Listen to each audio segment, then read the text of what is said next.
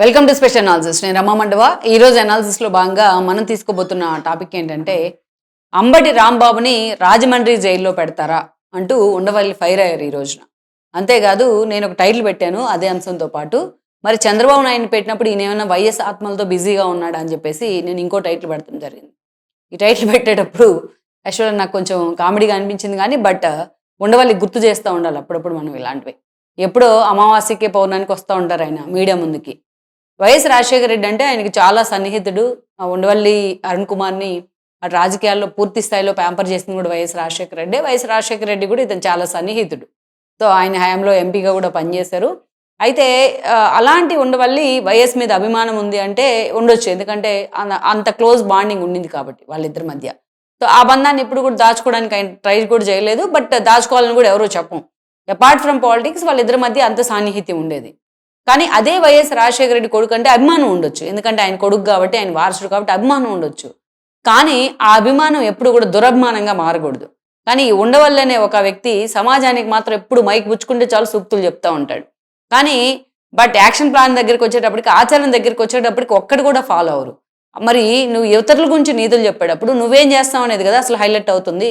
ఇప్పుడు జగన్మోహన్ రెడ్డి మీద నీకు అంత అభిమానం ఉంటే పోయి ఆ పార్టీలో చేరిపో. ఆ పార్టీ కండువా కప్పేసుకుని ఏదైనా మాట్లాడు. డినే చేసే వాళ్ళు ఎవరు ఉండరు. నిన్నప్పుడు వైఎస్ఆర్సీపీ మిమ్మల్ని ఆ వైఎస్ఆర్సీపీ నేతగానో వైఎస్ఆర్సీపీ కార్యకర్తగానో జగన్మోహన్ రెడ్డి ఫాలోయర్ గానే మాత్రమే చూస్తారు. కానీ ఈరోజు న్యూట్రల్ ముసుగులో ఉండి జగన్మోహన్ రెడ్డికి బాకాలు వదడం ఏంటిదను? జగన్మోహన్ రెడ్డి చేసే ప్రతి పనికి వత్తాసు తెలుపుతాడు ఆయన. ఒక్క ఇష్యూలో కూడా జగన్మోహన్ రెడ్డి డినే చేసే ప్రయత్నం చేయరు. ఎప్పుడు కూడా ఈ విషయంలో ఆయన ఎప్పుడు షై ఫీల్ అవడు, సిగ్గుపడ్డు. జగన్మోహన్ ఎట్పార్ ఆయన పూర్తి స్థాయిలో భజన చేసే ప్రయత్నం చేస్తారు. ఎప్పుడు కూడా దానికి రిగ్రెట్ కూడా ఫీల్ అవ్వడు. అంటే జగన్మోహన్ రెడ్డి మీద ఉన్న అభిమానాన్ని చాటుకునేది వేరు, అది దురభిమానంగా మారటం వేరు. సో అది ఎప్పుడో ఈయనకి దురభిమానంగా మారిపోయింది. అది ఈయన గుర్తించట్లేదు ఉండవల్లి అరుణ్ కుమార్. మరి వయసు పెరగడం వల్ల అలాగా ఏమో కానీ ఎప్పుడు కూడా ఈయన ఇంతే మాట్లాడుతూ ఉంటారు. ఓకే, అంబటి రాంబాబుతో అంత సాహచర్యం ఉంది ఆయనకు, ఎందుకంటే ఆయన చెప్పారు కూడా అటు నుంచి చూస్తే కన్నబాబు లాంటి వాళ్ళని, ఇటు జక్కంపూడి రాజా లాంటి వాళ్ళని కూడా తీసుకొని వచ్చారు ఆయన పక్కనే. సో జక్కంపూడి రాజా వాళ్ళ ఫాదర్ రామ్మోహన్తో అటు వైఎస్తో కూడా ఆయన క్లోజు రామ్మోహన్. అదేవిధంగా ఉండవల్లి వీళ్ళంతా ఒక క్లోజ్ టీం ఉండేది అప్పట్లో.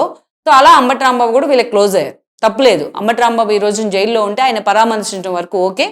అక్కడ ఆయన సరిగ్గా ఎమ్యూనిటీస్ లేకపోతే బయటకు వచ్చి వాటిని ప్రశ్నించడం వరకు ఓకే. సో అంబటి రాంబాబుని ఏ కాజు మీద ఇంత దారుణంగా అరెస్ట్ చేస్తారా మీరు, ఆయన ఇంత దారుణంగా వాళ్ళ ఇంటి మీద దాడి చేస్తారా అని చెప్పి టీడీపీ క్యాడర్ని, చంద్రబాబు నాయుడు ప్రభుత్వాన్ని ప్రశ్నించడం వరకు ఓకే. అది అంతవరకు నేను కూడా ఒప్పుకుంటాను. ఎవరైనా వెల్కమ్ చేసే ప్రయత్నం చేద్దాం.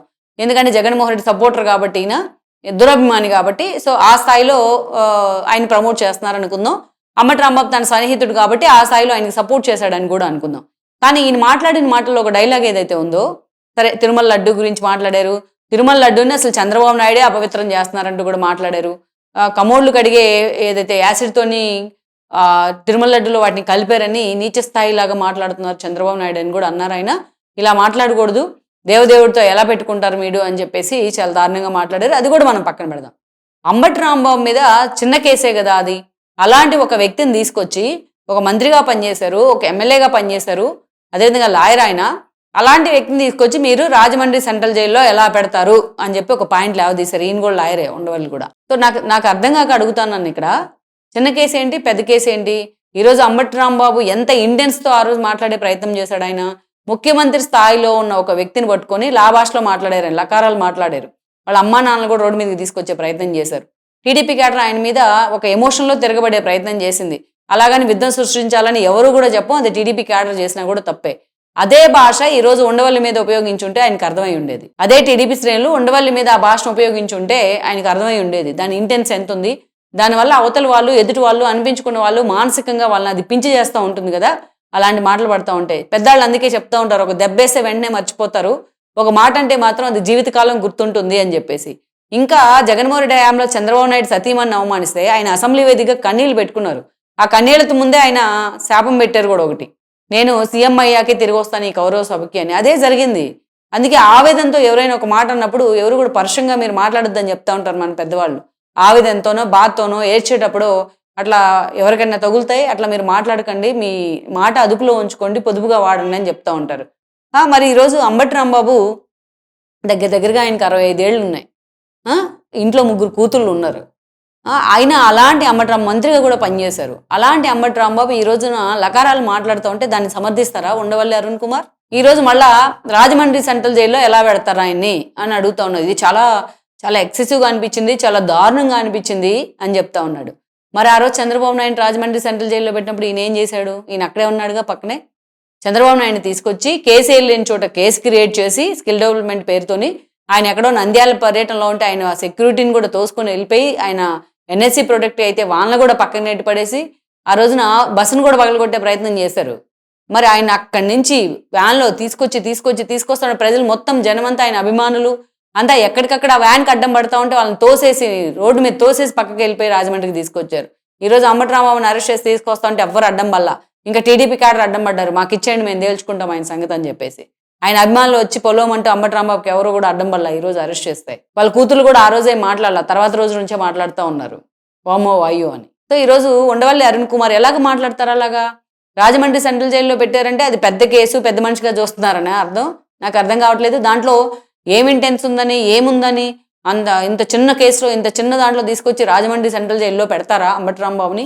ఇది నాకు నచ్చట్లేదు, నీకు నచ్చితే అంతా, నీకు నచ్చపోతే అంత. అసలు మీ అభిప్రాయం ఎవడడిగాడు? వచ్చేసి పరామర్శించామా, బయటకు వచ్చామా, అరెస్ట్ని ఖండించామా, అంబటిని సపోర్ట్ చేసామా, వెళ్ళిపోయామా, అంతే ఉండాలా. అన్నెసరీ టాక్స్ ఈయన ఎప్పుడు కూడా ఈయన ఇలాగే మాట్లాడుతూ ఉంటారు సంబంధం లేకుండా. రాష్ట్ర విభజన జరిగినప్పుడు వీళ్ళు ఎంపీలుగా ఉంటారు, రాష్ట్ర విభజన జరిగిన సందర్భాన్ని ఇప్పటికీ వ్యతిరేకిస్తే మాట్లాడుతూ ఉంటారు. నాకు ఎంత కామెడీ అంటే రాష్ట్ర విభజన జరిగిపోయి ఎవరి రాష్ట్రం వాళ్ళు పరిపాలించుకుంటా ఇప్పటికి 3 సార్లు సాధారణ ఎన్నికలు జరుగుంటే ఇప్పటికీ కూడా బీజేపీని చూపిస్తూ ఉంటాడు ఆయన. మరి కాంగ్రెస్ బిల్లు పెట్టింది కదా, మరి ఆ రోజు కాంగ్రెస్ మీద తిరిగి అటు సోనియా గాంధీ, రాహుల్ గాంధీని నిలదీయొచ్చు కదా వెళ్ళి ఉండవల్లి అరుణ్ కుమార్. కనీసం పెప్పర్ స్ప్రే పట్టుకొని రాజగోపాల్ ఆ స్థాయిలో గొడవ చేస్తూ ఉంటే ఆ రోజున మరి ఆయనకి ఎవరన్నా వీళ్ళంతా మద్దతు ఇచ్చే ప్రయత్నం చేశారు. ఆ స్థాయిలో ఓవర్కు మైకులు విరగొట్టమంటే విరగొడతా ఉండేవాడు పక్కన కూర్చొని. సో అలాంటి ఆయన వచ్చి అంబటి రాంబాబు అరెస్ట్ తీసుకెళ్లి రాజమండ్రి సెంట్రల్ జైల్లో పెడతారా అంట. ఆ రోజు మరి రాజమండ్రి సెంట్రల్ జైల్లో చంద్రబాబు నాయుడు పెట్టలేదా? దోమలు ఉన్నాయ్యా బాబు, చంద్రబాబు నాయుడు దోమలు ఎక్కువ సమస్య ఉంది అక్కడ అంటే, దోమలు కాక రంభా ఊర్వశులు వస్తారా చంద్రబాబు నాయుడుకి అని అడిగాడు ఒక బూతులు మాట్లాడే పెద్ద మనిషి. అంటే ఎంత ఆ రోజు లోకేష్ తన తన్నుని కలుస్తానికి వెళ్తామంటేనే అతన్ని నడి రోడ్డు మీద ఆపేసి నడి రోడ్డు మీద కూర్చున్నాడు అతను అసహాయంగా. ఇవన్నీ ఎక్కడ పోతాయి? మనం చేసిన పాపాలే శాపాల రూపంలో మనల్ని వెంటాడుతూ ఉంటాయి ఈ రోజున. మరి ఆ రోజు కూడా ఉండవల్లి దీన్ని ఖండించి ఒక దశలో అన్నారు చంద్రబాబు నాయుడు అరెస్ట్ చేయడం తప్ప అన్నట్టున్నారు. If I'm correct or not, నేను కరెక్ట్ చేసుకోవాలి యాక్చువల్గా అది అనకపోతే. కానీ మరి ఆ రోజు రాజమండ్రి సెంట్రల్ జైల్లో పెడతారా అని ఎందుకు ప్రశ్నించలేదు? కేసీఆర్ నుంచి చోటు కేసు క్రియేట్ చేస్తే జగన్మోహన్ రెడ్డి దాన్ని కనీసం ఒక ఆధారమైన సమర్పించారా? చంద్రబాబు నాయుడుకి వ్యతిరేకంగా దాంట్లో చిన్న ఆధారమైన సమర్పించారా?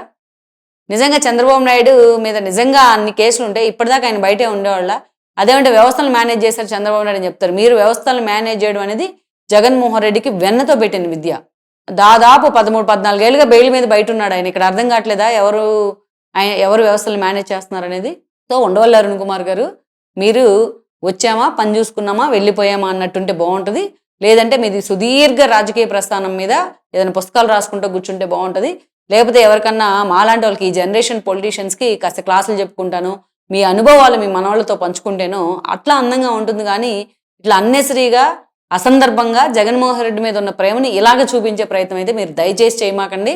మొత్తం జనాన్ని, మిమ్మల్ని ఫాలో అయ్యే జనాన్ని పక్కదారి పట్టించే ప్రయత్నం అయితే మాత్రం చేయమాకండి. Please share, like and subscribe R24 Telugu YouTube channel.